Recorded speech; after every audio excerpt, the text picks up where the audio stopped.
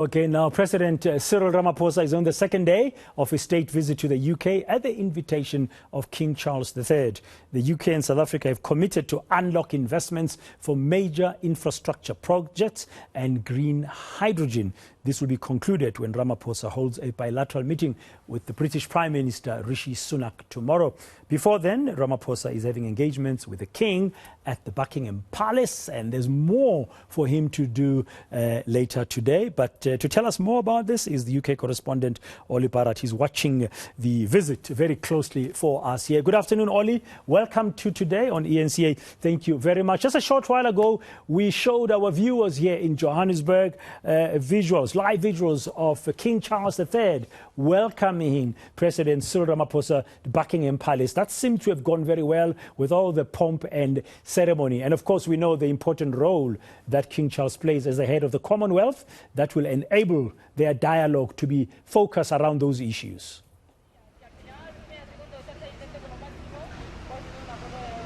That's right. And what that event at Horse Guards Parade really represented was this state visit. Although, as you were saying, President Ramaphosa arrived in the country yesterday, it's really that formal welcome from the King that we saw at Horse Guards Parade, which represents the state visit kicking off. Actually, before that, this morning, the Prince of Wales, William, and his wife Catherine, they had gone to the President's hotel to welcome him there, and they travelled together through central London to Horse Guards Parade, which is sort of in the middle of Downing Street and Buckingham Palace on either side, close to St James's Park, right in the centre of town. There was a guard of honour that they both inspected together.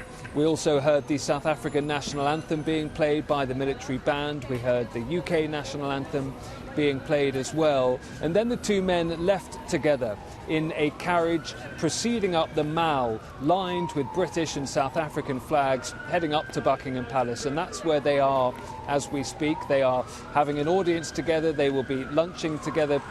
There will be a look at some of the royal art collection that has UK and South Africa links as well.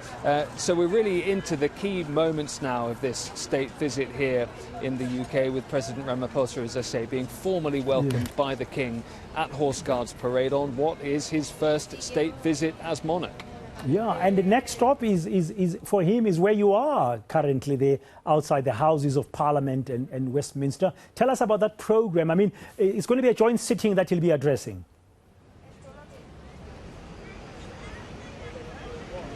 Yeah, very busy day today. So he does come here to Westminster next. He'll be starting in Westminster Abbey, which is to my left, just past the statue that I can see of Nelson Mandela. Inside the Abbey, he will lay a wreath at the grave of the unknown soldier. He will also visit the Nelson Mandela Memorial Stone, which is inside Westminster Abbey. Westminster Abbey being such a key location for so many historic British royal events down the years, and it always forms part of the state visit itinerary. And then the short visit across the road to Parliament, where President Ramaphosa will be welcomed by British parliamentarians, and he will also address a joint gathering of UK lawmakers, and we expect him to talk up the relationship between the two countries, that relationship which is being referenced and acknowledged with that fact that South Africa is being extended the first state visit invitation by the new King. But today's events don't end there. We also then later in the evening have the state banquet which is being hosted. So President Ramaphosa for that goes back to Buckingham Palace. It's white tie. The Prime Minister will be there, other senior cabinet ministers and officials too. We expect to hear from both the President and the King with short speeches. That really will be one of the centrepiece events of the two-day state visit. And that's going to be happening later tonight. And finally, Olly, before I let you go, of course, for me, it was a bit refreshing to hear Rishi Sunak, the Prime Minister, using the word turbocharge in terms of how he sees UK and South Africa going forward in terms of boosting economic growth and investment in major infrastructure, including in green hydrogen. Some deals being done there. And that meeting between the two of them in terms of government work is set to take place tomorrow. That's right, and there are also talks going on at Lancaster House, which is a Foreign Office property here in the centre of London. That will be really based around trade. You mentioned those deals that are being struck between the two governments.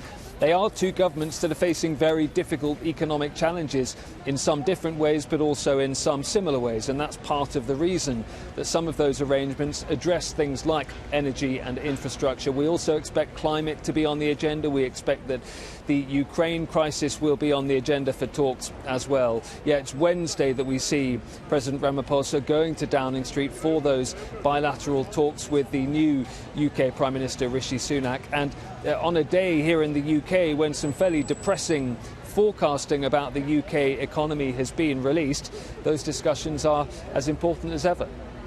Thank you very much, Olly. There outside Westminster, where the President will be there shortly, and then across the road, the Houses of Parliament in England. He'll be addressing them a little bit later on before the state banquet with the King Charles back at Buckingham Palace, where currently he has been welcomed by King Charles III.